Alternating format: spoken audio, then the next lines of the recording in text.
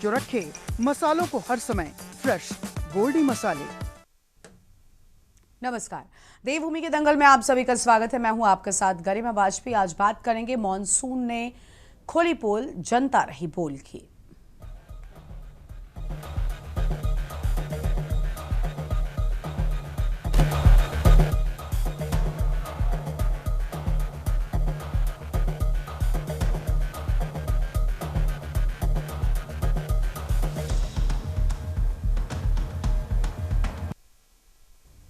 उत्तराखंड में मानसून ने दस्तक देते ही चुनौतियां बढ़ा दी हैं। पर्वतीय राज्य में भारी बारिश के साथ लैंडस्लाइड और जलभराव आम हो जा रहे हैं। इसी तर्ज पर मौसम विभाग ने अगले 2 दिन तक भारी बारिश का अलर्ट जारी किया है। वहीं देर रात मसूरी में हुई मूसलाधार बारिश से एक बार फिर तबाही दिखाने वाले और सवाल खड़े करने वाले आपको बता दें काम हुए हैं। मसूरी देहरादून मार्ग पर वाटर बैंड के पास पहाड़ी से मलबा और बोल्डर गिरने से सड़क किनारे बना रेस्टोरेंट ध्वस्त हो गया। राहत की बात यह रही कि कोई जनहानि नहीं हुई। रुद्रप्रयाग में लगातार बारिश से अलकनंदा नदी उफान पर है, जिसके चलते प्रशासन ने लोगों से नदी किनारे न जाने और सुरक्षित स्थान पर रहने की अपील की है। नदियों का जलस्तर बढ़ने से निचले इलाकों में चिंता बढ़ गई है, क्योंकि 4 धाम यात्रा का भी समय है और ऐसे में श्रद्धालुओं की सुरक्षा को देखते हुए 4 धाम यात्रा को भी अगले 2 दिनों के लिए रोक दिया गया है। सबसे ज्यादा चिंता राजधानी देहरादून में देखी गई, जहां प्रेमनगर नंदा की चौकी के पास नेशनल हाईवे पर 16 दिन पहले बना पुल बारिश में क्षतिग्रस्त हो गया। पुल पर बड़ा गड्ढा बनने से निर्माण की गुणवत्ता पर सवाल उठने लगे हैं। जिलाधिकारी ने दोषी अधिकारियों पर सख्त कार्रवाई के निर्देश दिए हैं। पुलिस का कहना है कि गड्ढा अप्रोच रोड पर है, तो वहीं लगातार आपदा और व्यवस्थाओं को लेकर विपक्ष और जनता में आक्रोश है, जिससे मानसून में सरकार के इंतजामों पर सियासत तेज हो गई है। विपक्ष ने कई सवाल सरकार की कार्यप्रणाली से जोड़कर खड़े किए हैं। आज इसी पर करेंगे चर्चा खास मेहमानों के साथ, लेकिन उससे पहले आपको दिखाएंगे एक रिपोर्ट। पूरे प्रदेश में देर रात से हो रही झमाझम बारिश के चलते जनजीवन अस्त व्यस्त हो गया है। प्रदेश की कई सड़कें बाधित हैं। वहीं 4 धाम यात्रा को भी अगले 2 दिन के लिए एहतियातन बंद रखा गया है। वहीं राजधानी देहरादून में हाल ही में 16 करोड़ की लागत से बना प्रेमनगर नंद की चौकी पर पुल महज 16 दिनों में ही कुछ ही घंटे की बारिश में वॉश आउट हो गया, जिसको लेकर सुबह से ही विपक्षी दलों ने सरकार के विरोध में जमकर नारेबाजी के साथ सरकार के मॉनसून दावों पर हल्ला बोला है। वहीं जिलाधिकारी ने भी इस पूरे मामले पर कड़ी कार्रवाई दोषियों पर करने की बात कही, जिस पर राजनीति अब अपने चरम पर है। साथ ही भारी बारिश को लेकर मौसम का अलर्ट अगले 2 दिन के लिए जारी है। देखिए, एक तो जैसा मैंने जानकारी ली तो पुल नहीं धंसा है, उसकी अप्रोच रोड जो है वो कुछ उसमें गड्ढा हो गया है। वहाँ से जो मिट्टी थी वो बह गई है या धंस गई है, तो उसको ठीक किया जा रहा है। और अगर कहीं कोई कमी होगी तो जांच कोई भी हो, किसी भी प्रकार की जांच तो होगी, क्योंकि निर्माण पर किसी भी प्रकार की गुणवत्ता से समझौता हमारा कोई भी जो है इरादा नहीं है और हम कभी भी जो है गुणवत्ता से समझौता नहीं करते हैं। जो नंदा की चौकी का जो ब्रिज अभी रिसेंटली जैसे ओपन किया गया था या इनॉग्रेट किया गया था, उसकी अप्रोच रोड में स्कोरिंग के कारण एक गड्ढा हो गया। उस पर कॉन्टिन्यूसली काम करके अगले 3 घंटे 4 घंटे के अंदर उसे ओपन किए जाने का विभागीय अधिकारियों के द्वारा कहा गया है। और चीफ इंजीनियर PWD ऐसी PWD वहाँ मौके पे हैं, उनके द्वारा रिपोर्ट भी प्रिपेयर की जा रही है। अप्रोच रोड क्षतिग्रस्त हो ही गए हैं, इसकी जाँच की जानी चाहिए। ये क्यों जो है यहाँ से जो बैठ गया ये हिस्सा, इसमें क्यों पहले ध्यान नहीं दिया गया है। और निश्चित रूप से जो भी कमी इसमें ठेकेदार की हो, अधिकारियों की हो, जांच करनी होनी चाहिए और जांच के बाद उनके खिलाफ कार्रवाई होनी चाहिए। कंठ भ्रष्टाचार में डूबी हुई सरकार का इससे बड़ा उदाहरण, इससे बड़ा नमूना कुछ नहीं हो सकता। पिछली बरसात में ये पुल टूटा था, 1 साल तक वैकल्पिक मार्ग चलता रहा। वैकल्पिक मार्ग जब ध्वस्त हो गया तो अधूरा बना हुआ पुल खोल दिया गया और आज इस पुल का हालत आप देख रहे हो। 16 दिन में 16 करोड़ रुपए स्वाहा, मतलब 1 महीना भी नहीं हुआ, 16 दिन हुए। एक पखवाड़े में एक पुल राज्य की राजधानी का, सवाल ये नहीं है, सवाल ये है कि ये राजधानी का पुल है, राजधानी के एक हिस्से को दूसरे हिस्से से जोड़ने वाला पुल है। पूरे देहरादून शहर को पछवा दून से जोड़ने वाला पुल है। देहरादून के सहसपुर से लेके, विकासनगर से लेके, कालसी से लेके, सैया से लेके चक्राता और हिमाचल के बॉर्डर तक ये पुल जोड़ता है। और ये पुल 1 साल में सरकार बना नहीं पाई, एक साल में जब वैकल्पिक मार्ग ध्वस्त हो गया तो अधूरा बना हुआ पुल खोल दिया गया और आज आप हालत देख रहे हो 16 दिन में 16 करोड़ रुपए की लागत से बना हुआ ये पुल जिस प्रकार से ध्वस्त हुआ है, प्रत्यक्षम किम प्रमाणम। नहीं, देखिए, विभागीय अधिकारियों को थोड़ा सा ऊपर से पेच कसने चाहिए, मेरा ऐसा मानना है, क्योंकि मुख्यमंत्री घोषणा करने के बाद कुछ बचता नहीं है प्रदेश के अंदर, क्योंकि वो सर्वोच्च नेता होते हैं और अगर उन्होंने कोई बात कह दी तो उसको धरातल पर आना चाहिए। लेकिन मुझे लगता है कि अधिकारी अपनी जिम्मेदारी से काम नहीं कर रहे हैं जैसा उनको करना चाहिए, और मेरी भी ये शिकायत है, क्योंकि मैं भी नॉक करता रहता हूँ, अधिकारियों को बोलता रहता हूँ कि भाई ये घोषणा है तो उसको अमल में लाना चाहिए और आपको ठीक प्रकार से काम करना चाहिए। आपको बता दें कि उत्तराखंड में लगातार बारिश जारी है, वहीं अगले 2 दिन भारी बारिश का अलर्ट मौसम विभाग ने दे दिया है। लेकिन कहीं न कहीं अभी तक मानसून को लेकर तैयारी का दावा कर रही सरकार पर विपक्षी दलों ने कई गंभीर आरोप लगाए हैं। इसकी वजह 16 दिन में ही 16 करोड़ का टूटा ये पुल इसका गवाह है। पुल के दोबारा क्षतिग्रस्त होने से स्थानीय लोगों में भारी नाराजगी है। लोक निर्माण कार्य की गुणवत्ता और जिम्मेदार एजेंसियों पर सवाल उठा रहे हैं। सूचना मिलते ही पुलिस और प्रशासन की टीमें मौके पर पहुंच गई और पुल की स्थिति का निरीक्षण शुरू किया है। फिलहाल एहतियातन पुल पर आवाजाही रोक दी गई है, लेकिन सवाल ये है कि इस बारिश के मौसम में जनता का पैसा पानी की तरह बह जाना कई सवाल विकास के कामों और दावों को लेकर आम जनता के बीच जरूर खड़ा करता है। Uttarakhand desk report.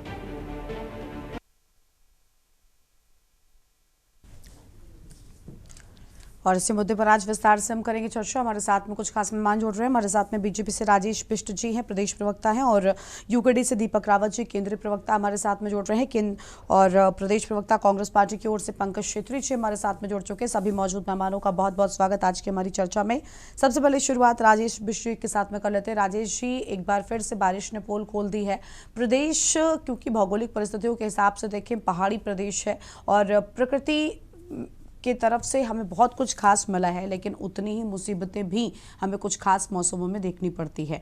बारिश के लिए पर्याप्त इंतजाम न किए जाने का आरोप विपक्ष की ओर से आप पर लगाया जा रहा है, क्या कहना चाहेंगे?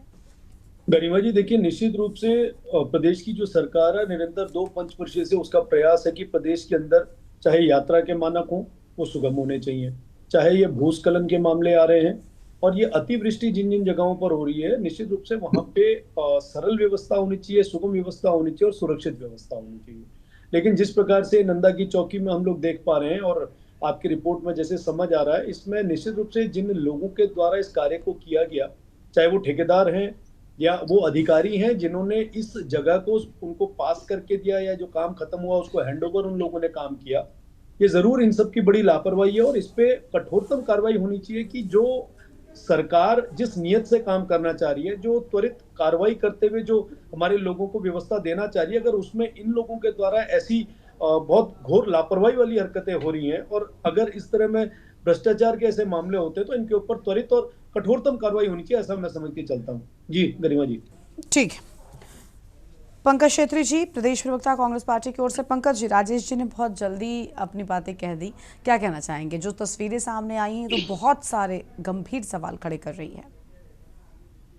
मैं अभी आपके उसमें सुन रहा था सीएम साहब को, मुख्यमंत्री जी कह रहे थे कि पुल का एक कोना टूटा है ना, तो वैसे ही ये हर बारी कहते हैं कि पेपर लीक नहीं हुआ है, कुछ प्रश्न पत्र बाहर आए हैं। मुद्दे तक आप रहेंगे अब इसको अच्छा खुद ही समझ लीजिए कि क्या स्थिति है। ठीक है। करोड़ों रुपए लगाकर जनता के, और उसको पहली बारिश में ये जब सुहा हो गए हैं तो अब ये बताते हैं कि भाई अभी तो उसका कोना टूटा है, अभी पुल टूटने का इंतजार करिए। वैसे ही आप देखेंगे एयरपोर्ट की तरफ जाएंगे तो बड़ासी और सोडा सरोली में पुल का जो किनारा टूटा है वो अभी तक जो है 5 साल हो गए उसको, आज तक नहीं बनाया गया है। आप देखेंगे किस प्रकार से मेट्रो जो देहरादून में शुरू करने वाले थे वो बंद हो गई है। कई सौ करोड़ों रुपए स्वाह करने के बाद अब इनकी रिपोर्ट आई है कि वो देहरादून में मेट्रो की आवश्यकता नहीं है। स्मार्ट सिटी की आप हालत देखेंगे, 1400 करोड़ रुपए ये पता नहीं विधायकों को खरीदने में, सरकारें तोड़ने में इन्होंने खर्च कर दिए सारे पैसे और जनता को केवल रंगाई पुताई दीवालों पे करके दे दी। स्मार्ट सिटी लिखा उसमें, देहरादून स्मार्ट सिटी में आपका स्वागत है। तो स्थिति ये है गरिमा जी कि बंदर बांट हो रखी है, जनता के पैसों की लूट हो रही है और इसीलिए हम बार बार कह रहे हैं कि ये सरकार केवल भ्रष्टाचार के अलावा दूसरा कोई काम सरकार का नहीं है। वहीं आप देखेंगे कि नमामि गंगे, जो गंगा हमारे यहाँ से गंगा पावन हमारी जो गंगा माँ है, उस पर 40,000 करोड़ रुपए ये सफाई के लिए खा गए हैं। और आज तक गंगा की स्थिति ये है कि अब इनको ले जाके अगर मैं अपने साथ एक जगह हरिद्वार में है वहां स्नान कराऊं तो ये नहाने उसको आचमन नहीं कर पाएंगे गंगा के पानी का। तो बुरी स्थिति है गरिमा जी, बहुत बुरा हाल है। और केवल भ्रष्टाचार और भ्रष्टाचारी है धामी सरकार में।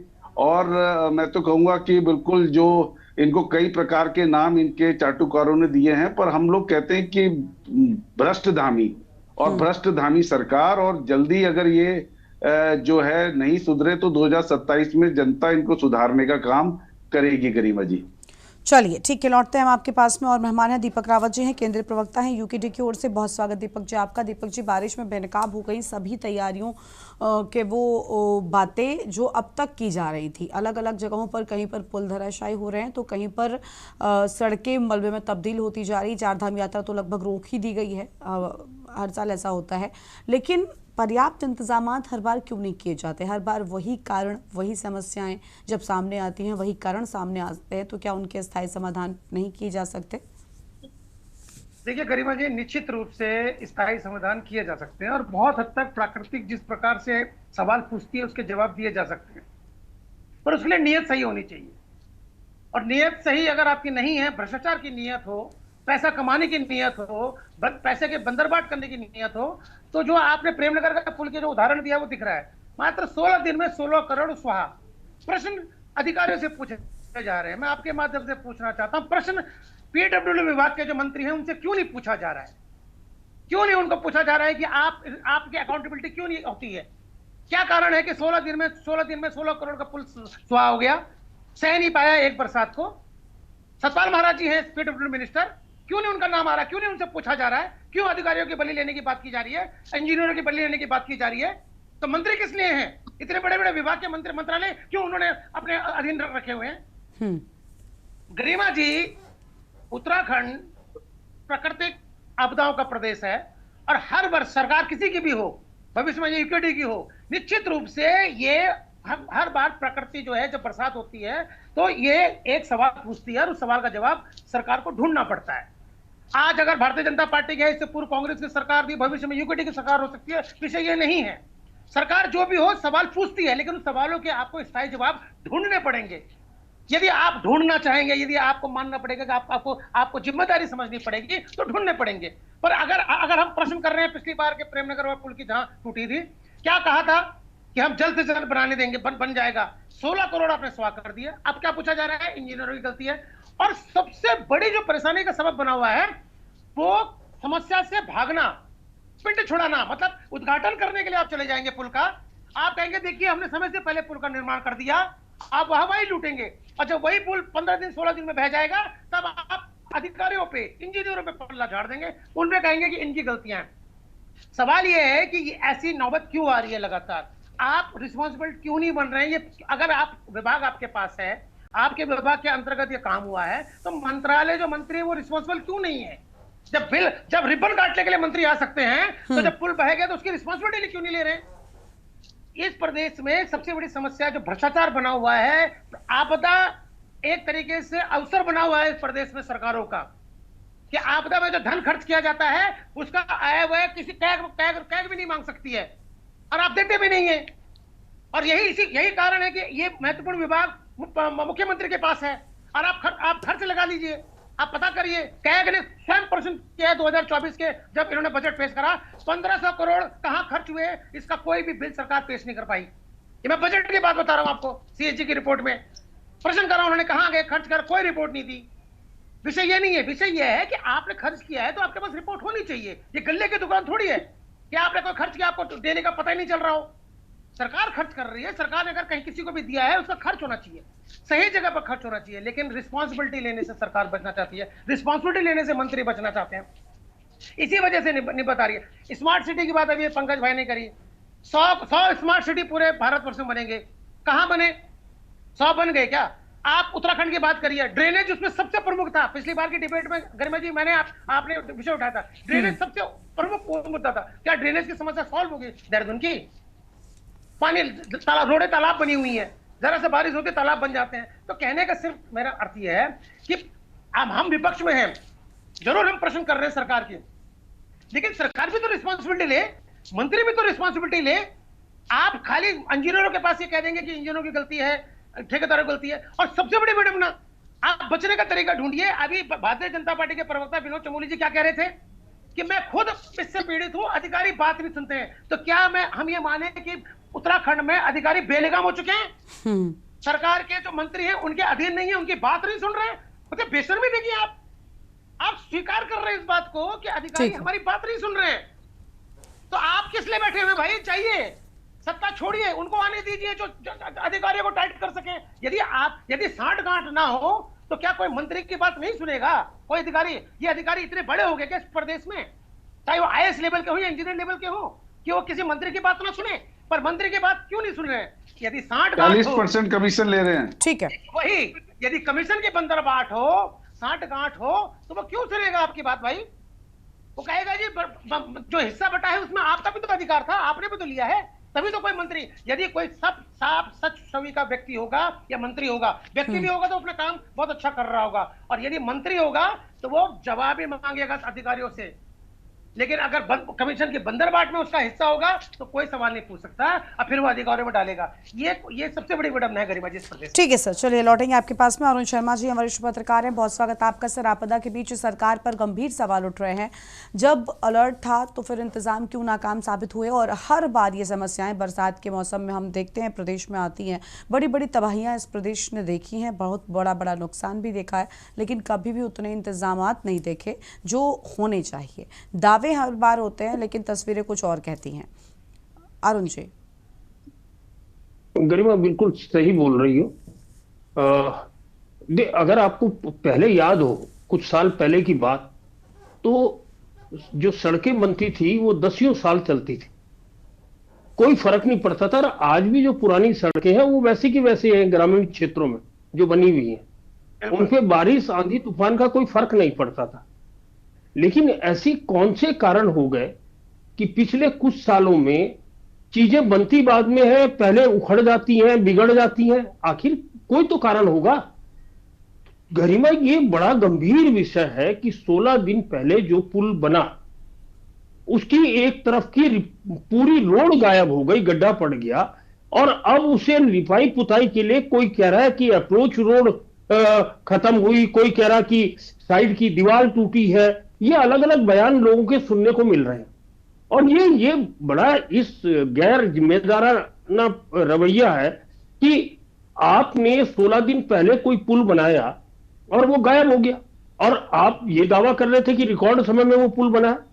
आपको अगर आपको याद हो 2-2.5 साल पहले मेरे पैनलिस्ट हैं, ये बैठे हैं, रानी पोखरी में भी पुल ऐसी बारिश में गायब हो गया था, लेकिन वो पुल टाइम पे बना और आज भी वो पुल काम कर रहा है, चल रहा है। उसके अवार्ड भी दिया गया उन ठेकेदारों को जिन्होंने वो बनाया। तो एक ही प्रदेश में 2 अलग अलग क्वालिटी की चीजें कैसे बन सकती हैं? और हम आज भी पुरानी सड़कों को देखें, कोई फर्क नहीं पड़ता बारिश होने पे उनको। और दूसरी चीज, एक अगर आप शहरों की या ग्रामीण क्षेत्रों में भी हाल देखें कि सड़कें बन रही हैं लेकिन कोई विभागों के बीच में तालमेल नहीं है। सड़क बन जाती है तो टेलीफोन वाले आ जाते हैं लाइन बिछाने, फिर बन जाती है तो पानी वाले आ जाते हैं लाइन बिछाने, फिर बन जाती है तो बिजली वाले अंडरग्राउंड करने आ जाते हैं, फिर बन जाती है तो सीवर लाइन वाले उखाड़ने आ जाते हैं। आखिर ये हो क्या रहा है? आखिर कमाई के कितने स्रोत विकसित करेंगे भाई?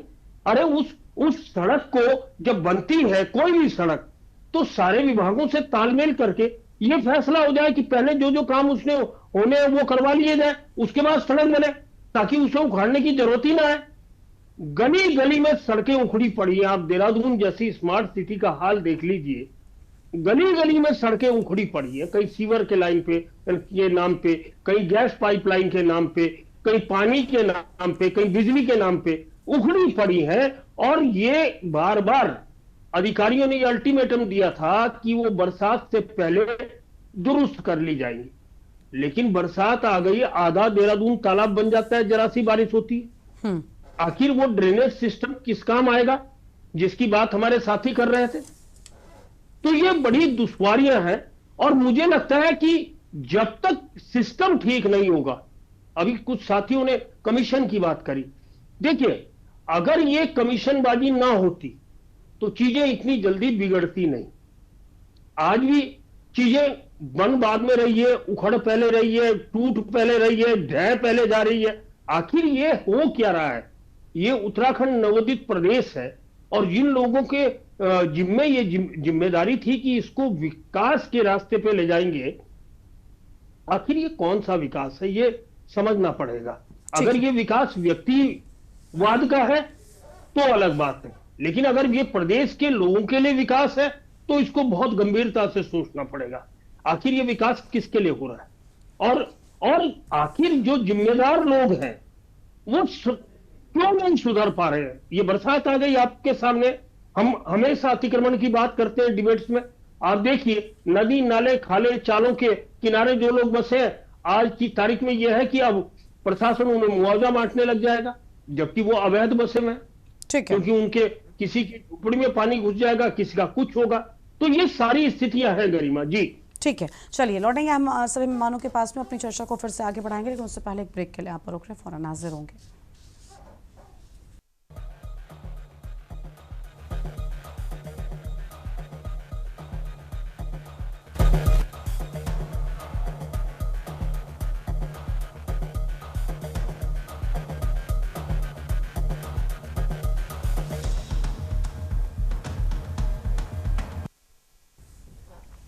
ब्रेक के बाद देवभूमि के दंगल में एक बार फिर से आप सभी का स्वागत है। खास मेहमान हमारे साथ में लगातार बने हुए राजेश बिष्ट जी हैं, प्रदेश प्रवक्ता हैं भारतीय जनता पार्टी की ओर से। राजेश जी, क्या कहना चाहेंगे? एक ही प्रदेश में अगर दो अलग जगहों पर दो तरीके का निर्माण हो रहा है, दो अलग अलग तरीकों की तस्वीरें आ रही हैं, तो ज़रूर बहुत कुछ है जो सामने आना बाकी है। आखिर भ्रष्टाचार की भेंट ये सरकारी संपत्तियां क्यों चढ़ रही हैं?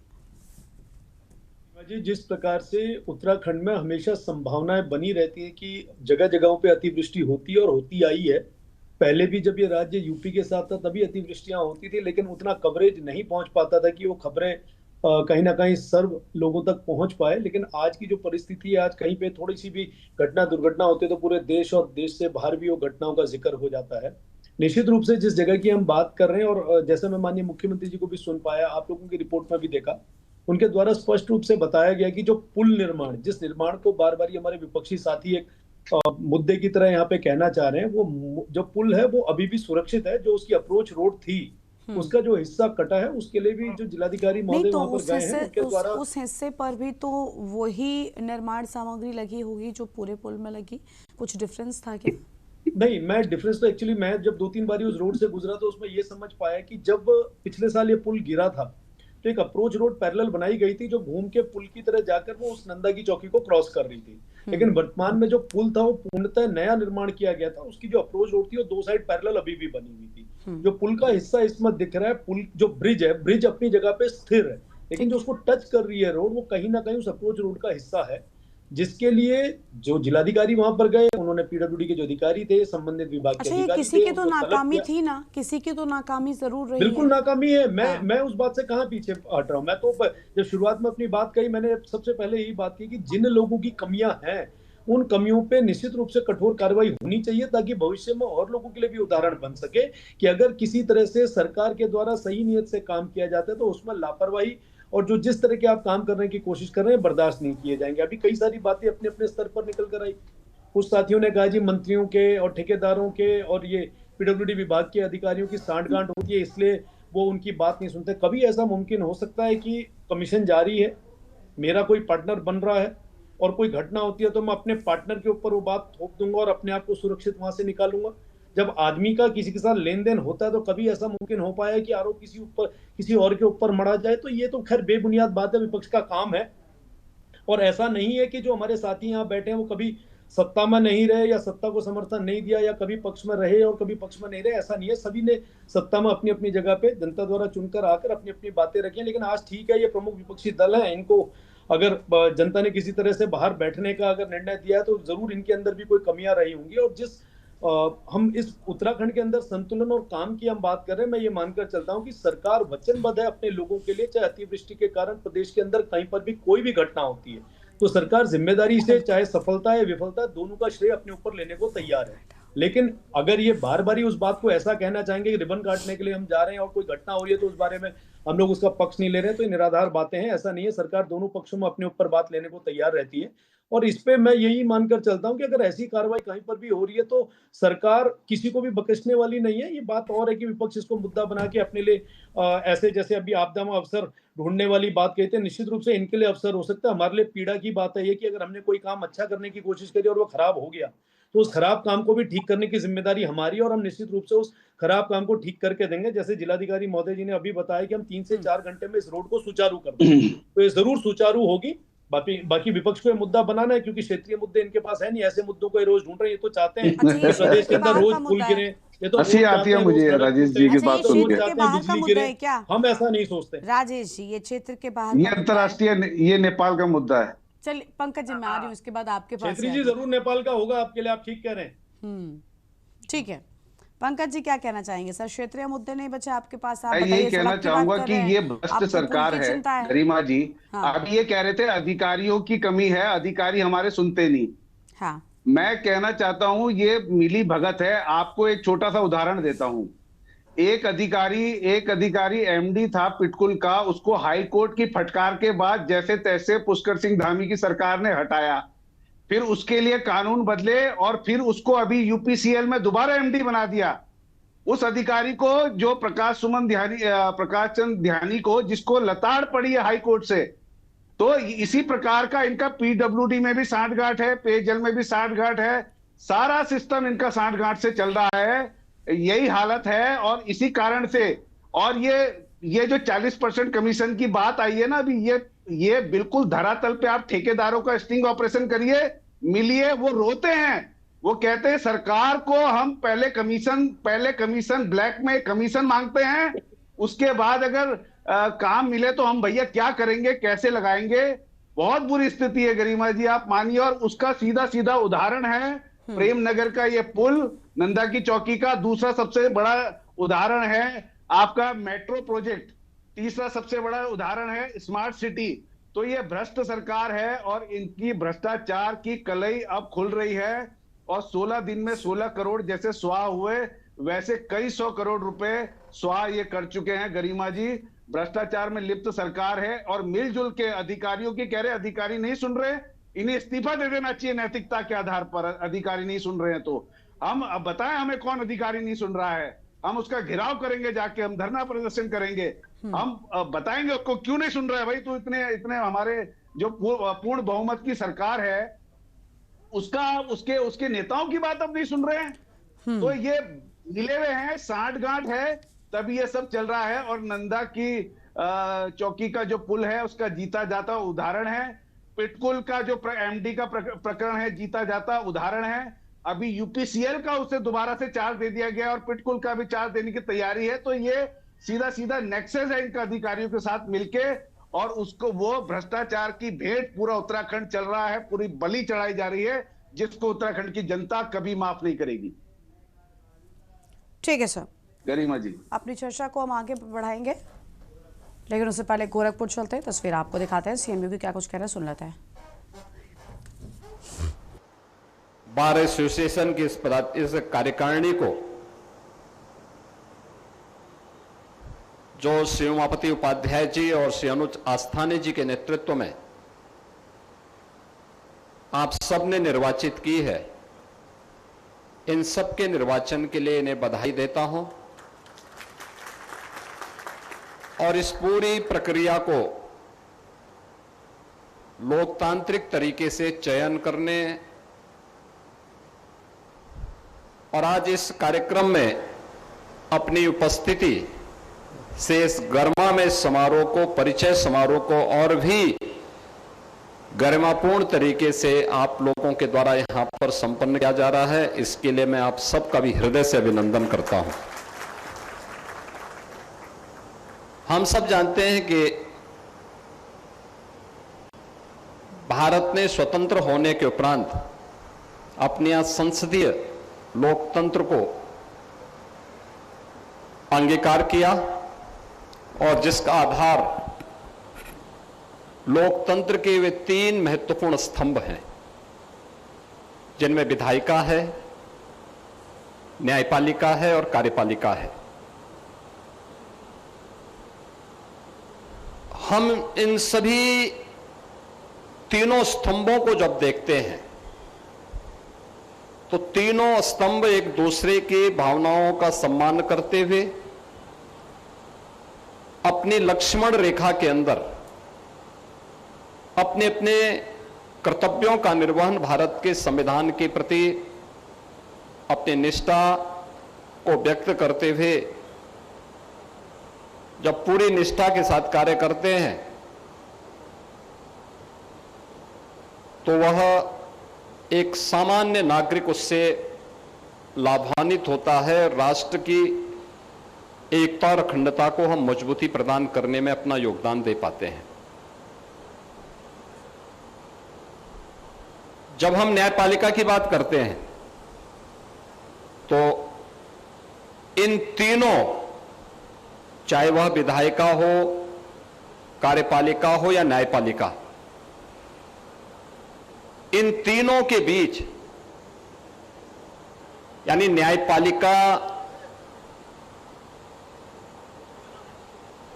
के संवाद को आगे बढ़ाने में जो महत्वपूर्ण भूमिका होती है वह हमारे अधिवक्ताओं की होती है। एक सामान्य नागरिक की बात को न्यायपालिका तक पहुंचाना और उसको समस्या तक पहुंचाने का, समाधान का रास्ता भी निकालना, इसमें एक बड़ी भूमिका आप सभी अधिवक्ताओं की है। और उस भूमिका को एक विश्वास के संबंध के रूप में स्थापित करना यह अत्यंत महत्वपूर्ण है। मैं अक्सर इस बात को मानता हूं कि हमारे अधिवक्ता केवल एक मुकदमा नहीं लड़ते, बल्कि एक सामान्य नागरिक के विश्वास के प्रतीक होते हैं। वह समाज के एक विधिक सलाहकार भी हैं। वे संविधान के एक सच्चे प्रहरी के रूप में, उस वाहक के रूप में, सारथी के रूप में अपनी भूमिका का निर्वहन भी करते हैं। और याद रखना, विधि का शासन तब आता है जब न्याय की गुणवत्ता हो, न्याय सुलभ हो, सर्वसुलभ हो और समयबद्ध हो। न्याय की गुणवत्ता के लिए, न्याय की सुलभता के लिए और न्याय की समयबद्धता के लिए भी जो सबसे बड़े वाहक के रूप में जिनकी महत्वपूर्ण भूमिका होती है वह अधिवक्ताओं की होती है। और ऐसे अधिवक्ताओं से जुड़े हुए उनके बार एसोसिएशन में मुझे एक बार फिर से आने का अवसर प्राप्त हुआ है। मैं इस अवसर पर आप सभी का हृदय से अभिनंदन करता हूं। नवनिर्वाचित कार्यकारिणी को हृदय से बधाई भी देता हूं। गोरखपुर सिविल कोर्ट की स्थापना, इसका एक लंबा इतिहास है। 1895 में इसकी स्थापना होती है। अब सोचो, पीढ़ी दर पीढ़ी न्याय के लिए, सत्य के लिए, समाज के उन मूल्यों और उन सिद्धांतों की स्थापना के लिए गोरखपुर का यह न्यायालय परिसर पूरी प्रतिबद्धता के साथ लगा हुआ है। याद करिए, देश की आजादी के आंदोलन के दौरान भी गोरखपुर की कचहरी की बड़ी भूमिका थी। उस समय bar association civil court Gorakhpur के अधिवक्ताओं ने एक बड़ी भूमिका का निर्वहन किया और यही कारण है कि बार एसोसिएशन गोरखपुर ने केवल स्वाधीनता आंदोलन ही नहीं बल्कि स्वाधीनता आंदोलन के बाद भी राजनीति के समाज जीवन के अलग अलग क्षेत्र में उन्होंने प्रतिनिधित्व भी देकर के समाज को एक नई दिशा देने का काम किया। जब हम यहां के इतिहास के बारे में कहते हैं तो बाबू चारू चंद्र दास जी, जस्टिस इस्माइल, इनका नाम हम सबके सामने बड़े श्रद्धा के साथ, बड़े सम्मान के साथ लिया जाता है। यहीं के अधिवक्ता पंडित हरीश चंद पति त्रिपाठी जी, प्रमोद चंद कुमार श्रीवास्तव जी माननीय उच्च न्यायालय इलाहाबाद के न्यायमूर्ति के रूप में इन्होंने यहां के बार को सम्मानित किया।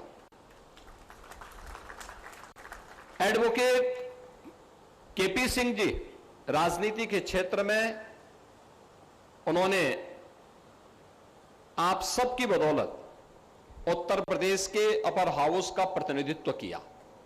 2-2 बार विधान परिषद के सदस्य चुने गए। यानी जिस बार का महत्व इस बात से जोड़ा जाता है कि उसने न्यायमूर्ति दिए, स्वाधीनता संग्राम के अग्रणी सेनानी दिए और उसने एक समृद्ध विरासत अपनी वर्तमान पीढ़ी के लिए हो।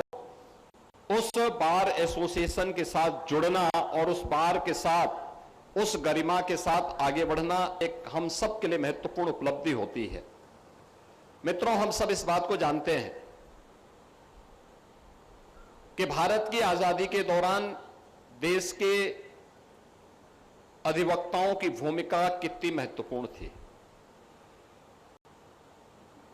उस समय देश की आजादी के आंदोलन को नेतृत्व देने वाले जितने भी बड़े नेता थे, राष्ट्रपिता महात्मा गांधी हो, नेताजी सुभाष चंद्र बोस हो, लौह पुरुष सरदार वल्लभ भाई पटेल हो, भारत के संविधान सभा के अध्यक्ष डॉक्टर राजेंद्र प्रसाद जी हो। तो गोरखपुर से आप सुन रहे थे मुख्यमंत्री योगी आदित्यनाथ को, जिनकी ओर से अहम बातें कही गई हैं। वापस से अपनी चर्चा का रुख कर लेंगे हम। दीपक रावत जी हैं केंद्रीय प्रवक्ता यूकेडी की ओर से, उनकी से शुरुआत करते हैं। दीपक जी, क्या कहना चाहेंगे? सर, जो राजेश जी ने कारण बताया कि भाई अप्रोच रोड थी, पुल ठीक तरीके से अभी भी वैसे ही बरकरार है, तो अप्रोच रोड में क्या कुछ अलग होता है? मुझे लगता है कंस्ट्रक्शन की सबकी प्रक्रिया एक होती है। हाँ, बस पुल के लिए कुछ एक अलग टेक्निक जरूर होती होगी, एक आम आदमी जितना समझ पाता है वो यही है, मटेरियल तो सेम ही यूज होता है। देखिए, आप शायद उनकी बात को समझ नहीं पाए। वो ये कहना चाह रहे थे कि पुल के जिस हिस्से में गया है वहां भ्रष्टाचार था और पुल के बाकी जो पकड़ा था हिस्सा था वहां पर सीमेंट लगा हुआ है। आप समझे नहीं वो क्या कहना चाह रहे हैं? हाँ, मैं समझ गई, आपने समझा दिया। गया है भ्रष्टाचार में लिप्त था, वहां पर रेत ज्यादा मिली हुई थी और जो पुल अभी स्थिर है, जहां पर मतलब हमने सीमेंट लगाया है, क्योंकि जानकारी के पास पूरी है, जहां पर हमने सीमेंट लगाया है, बिल्कुल पक्का किया है, वो अभी भी खड़ा है। लेकिन जहां पर कमीशन गया, जहां पर वो रेत ज्यादा चली गई, वो हिस्सा बह गया। अब आते हैं मुद्दे की बात में। गरिमा जी, इस प्रदेश में अंग्रेजों के टाइम के पुल आज तक चल रहे हैं। अंग्रेजों गए वो कम से कम 78 साल हो गए यहाँ से गए हुए, और उससे पहले के पुल बने हुए हैं। अगर राजेश भाई की बात को मैं स्वीकार कर लेता, यदि इस प्रदेश में नए नए पुल बने होते तो। अंग्रेजों पहाड़ में अभी भी बहुत से गांव ऐसे हैं जो अंग्रेजों के बनाए पुल अभी भी चल रहे हैं। यहाँ 16 दिन में पुल बह जा रहा है और आप बगले झाग रहे हैं, आप उदाहरण आप एक्सक्यूज देने लगे हुए हैं, और जबकि अंग्रेजों के 100 साल के पुल अभी भी चल रहे हैं। क्योंकि उनकी नीति ये थी, उनको लगता था कि हम 100 साल हमारी पीढ़ियां रहेंगी तो उनके लिए ये बना के जाएंगे, या जो यहाँ के लोग हैं उनके लिए बना के जाएंगे। तो उन्होंने उसकी मजबूती का ध्यान दिया। उन्होंने ध्यान रखा कि यहाँ के आवाजाही में ये सहयोग करेगा, सालों साल तक ये चलना चाहिए। लेकिन यदि आपको हर 5 साल में पुल बनवाना हो, हर 5 साल में उसकी कमीशन खानी हो, हर 5 साल में आपके ठेकेदार को संतुष्ट करना हो, अधिकारियों को संतुष्ट करना हो, तो वहां पर ये इस तरह के जो दृश्य हैं वो देखने को मिलते हैं। वरना यदि उदाहरण अरुण जी ने दिया, यदि ये उदाहरण मैं देता तो ये कहती जी देखिए हमारे अरुण जी ने क्या उदाहरण दिया कि जो एक पुल बना एक ही प्रदेश में, एक ही जिले में, उसमें अवार्ड दिया जा रहा है, मजबूती है, बहुत अच्छा है, और वहीं दूसरी जगह एक पुल है वो 16 दिन में बह जा रहा है। तो ऐसा कैसे संभव है? तो ये संभव तभी होता है जब पुल निर्माण में कमीशनखोरी होती है, रिश्वतखोरी होती है, इस प्रकार की प्रक्रिया होती है, तभी बदर बाट होता है। यदि अगर सही ढंग से होता तो आज 16 करोड़ रुपए कम नहीं होते हैं भाई। और 16 करोड़ में आपने वो पुल पहले भी वही था, कौन सा पूरा पुल तोड़ दिया गया? अगर पुल पूरा पहले भी पुल का एक ही हिस्सा गया था और मजबूती वही हिस्सा गया जो इस बार भी गया। अगर आप ध्यान से देखेंगे तो पिछली बार भी इसी तरफ का हिस्सा गया था, उस तरफ का हिस्सा गया था, अब इस तरफ का हिस्सा चले गया। तो कहने का मतलब है कि आप अगर आपकी नीयत सही होगी, आपको यह देखना पड़ेगा कि कम से कम 50 साल तक ये पुल चले, उसमें गुणवत्ता का ध्यान रखा जाए, सामान में अच्छी सामग्री लगाई जाए, तो निश्चित रूप से पुल रहेंगे, पुल गिरेंगे नहीं। लेकिन जहां पर भ्रष्टाचार होगा ना गरिमा जी, जहां पर कमीशनखोरी होगी, पैसा कमाने की नियत होगी, तो पुल भी क्या, कोई रोडें भी नहीं बचेंगी। और इस प्रदेश का विडंबना है, मैंने पहले कहा था, प्रकृति हर साल जब बरसात आती है बड़े बड़े प्रश्न पूछती है सरकारों से, पूछती है। मैंने यहाँ से स्टार्ट करा, ये कोई नई भारतीय जनता पार्टी सरकार में है, कल नहीं रहेगी, तो क्या प्रकृति अपना रौद्र रूप दिखाना बंद कर देगी या उससे पहले नहीं दिखाया? वो पूछती है सवाल, लेकिन सवालों के जवाब हमें अपने गिरेबा में झांक के ढूंढने पड़ेंगे। हमें अपनी नियत दिखानी पड़ेगी इस प्रदेश के प्रति, समर्पण भाव खाली जुमलों से, बयानों से नहीं चलेगा। हमें दिखाना पड़ेगा, हमें एक एक चीज, एक एक पत्थर हमने ऐसा रखना पड़ेगा कि 100 साल तक वो कहीं इधर डगमगाए नहीं। अगर इस नियत के साथ अगर हम लोग रोडें बनाएंगे, सड़कें बनाएंगे या इंफ्रास्ट्रक्चर का कोई भी काम करेंगे, तो मुझे नहीं लगता है कि इतना नुकसान हो पाएगा या इतना जग हसाई। आज जग हसाई हुई है सरकार की, 16 दिन पहले आपने रिबन काटा, आज आपका पुल बह गया, तो जग हसाई का सवाल बन जाता है। और आज ये जो हम तो उत्तराखंड के हैं, आज ये न्यूज पूरे भारतवर्ष में चल रही होगी। याद करिए बिहार में भी ऐसे पुल गिरा था, निर्माणाधीन पुल गिर रहा था, तो हमारी नजरों में तक देखो कितना भ्रष्टाचार है वहां बिहार में। और आज अगर 16 दिन में ये पुल गिरा, इसकी खबर पूरे भारतवर्ष में आ रही होगी, तो आप यकीन माने वो क्या सोच रहे होंगे कि जो धर्म नगरी है, जो अध्यात्म की नगरी है, वहां पर इस प्रकार का भ्रष्टाचार, वहां पर इस प्रकार का कृत्य कि पुल सह भी ना पाए, 16 दिन में ना चल पाए। ठीक है, क्या इमेज बना रहे हैं, क्या इमेज प्रस्तुत कर रहे हैं उत्तराखंड की? ये सरकार को ध्यान नहीं है क्या? ठीक है सर, चलिए ध्यान रखना पड़ेगा। ठीक है, लौटते हैं आपके पास में हम। ठीक है, लौटेंगे आपके पास में। अरुण शर्मा जी का रुख कर लेंगे, वरिष्ठ पत्रकार हैं। अरुण जी, ये सिर्फ इस एक जगह की बात नहीं है, चलिए हम किसी भी कारणवश ये मान लेते हैं, जो भी राजेश जी बता रहे हैं कि भाई वो अप्रोच रोड थी, इस वजह से वहाँ पर ऐसा हो गया, पुल ठीक है। सिर्फ एक पुल की बात थोड़ी ना है, अभी आप निकल जाइए कहीं पर भी, और पहाड़ी इलाकों के लिए भी हम कुछ खास नहीं कह रहे, क्योंकि पहाड़ी इलाकों में स्थितियां हम समझते हैं कि इस मौसम में, बरसात के मौसम में खास तौर पर समस्या होती है, लेकिन मैदानी इलाकों में भी इस तरीके की समस्याएं आम हो गई हैं। आप देखिए, सड़क बनती है, कुछ महीने ही बीतते और उसके बाद उस सड़क की क्या स्थिति हो जाती है, तो फिर क्या वहाँ पर भी आदमी सवाल ना पूछे? और अगर अधिकारी अफसर आपकी बात नहीं सुनते तो बिल्कुल ठीक बात है, पंकज जी कह रहे हैं हमको मौका दीजिए, हम पूरी तरीके से अधिकारियों को पर लगाम लगाएंगे। अरुण जी। गरिमा, देखिए ये बहुत, क्योंकि हम जितने भी लोग पैनल में बैठे, हम टेक्निकल लोग नहीं हैं, और हमें नहीं पता है कि पहले क्या मटेरियल लगता था, अब क्या मटेरियल लगता है। मैं अभी कुछ दिन पहले ही बात कर रहा था किसी अधिकारी से, तो उसने कहा अब तारकोल का प्रयोग नहीं होता, तारकोल की जगह कोई दूसरा अल्टरनेटिव यूज करते हैं सड़कों के लिए, क्योंकि उसमें बचत ज्यादा होती है। और वो क्या होता है कि हल्का सा पानी जब वो बिछाई जाती है रोड़ी के साथ, वो केमिकल मिला के तारकोल बिछता था, तो आपको लगता था कि हमें सबको पता है कि पकड़ होती थी। अब वो कोई दूसरी चीज यूज हो रही है, बचत के लिए कर रहे हैं ये, तो वो उससे क्या हो रहा है, जैसे ही पानी पड़ रहा है वो एडेसिव जो है वो छूट जाता है, और उसकी वजह से वो रोड़ी बिखर जाती है। और ये आप तमाम जगह देख लीजिए, जहां भी चाहे पैच वर्क हुआ हो या परमानेंट वर्क हुआ हो, वहां देख लीजिए कि पहली बारिश ने ही जगह जगह पे गड्ढे कर दिए, और वो कम से कम उस क्वालिटी की पोल खोलने के लिए पर्याप्त चीज होती है। मुझे लगता है कि कहीं ना कहीं, देखिए एक जो सिस्टम में बदलाव आया है पहले और अब में, पहले ये लगता था कि जो भी काम सरकारी होता था वो सेवा के लिए होता था, सार्वजनिक हित के लिए होता था, सार्वजनिक लाभ के लिए होता था। और मुझे लगता है कि आज की तारीख में जो भी काम हो रहा है वो व्यक्तिगत लाभ के लिए हो रहा है। तो उन दोनों चीजों में फर्क आ गया।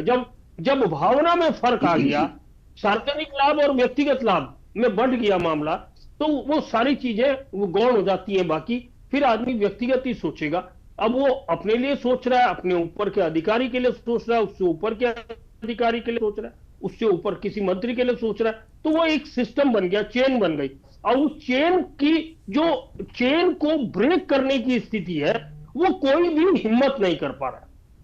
चाहे वो भाजपा की सरकार हो, कांग्रेस की सरकार हो, या हम कल यूकेडी की सरकार आ जाए, तो मुझे लगता है वो सिस्टम ब्रेक वो भी नहीं कर पाएंगे। क्योंकि मुझे याद है कि एक बार जब विधानसभा के अंदर विधायकों के महंगाई भत्ते के बढ़ाने का सवाल हुआ था, तो पुष्पेश त्रिपाठी ने उसका विरोध किया था, यूकेडी के विधायक का। तो बाकी लोगों ने उसे डांट के बैठा दिया, क्योंकि वहां व्यक्तिगत लाभ हो रहा था। इस चीज से समझने की कोशिश कीजिए आप। और आज अगर ये बात आम है कि हर विधायक निधि पे, सांसद निधि पे, या और चीजों पे, जो भी सेंट्रल का बजट आए या स्टेट का बजट आए, इन सब में एक सर्टेन अमाउंट कमीशन का जाता है, तो यह आम हो रहा है। और उससे ये सारी चीजें साफ हो रही हैं कि कहां, अभी कोई कह रहा था 40%, तो हमें तो कुछ परसेंटेज नहीं पता, क्योंकि हमारा आपको तो हिस्सा मिलता नहीं, जिनको मिलता है उन्हें पता होगा ये परसेंटेज कितना होता है। और इसीलिए काम की जो क्वालिटी है वो ठेकेदारों के बीच में जाइए भाई साहब। नहीं पंकज भाई, आप ठीक कह रहे हैं, मैं उसके लिए मना नहीं कर रहा हूं।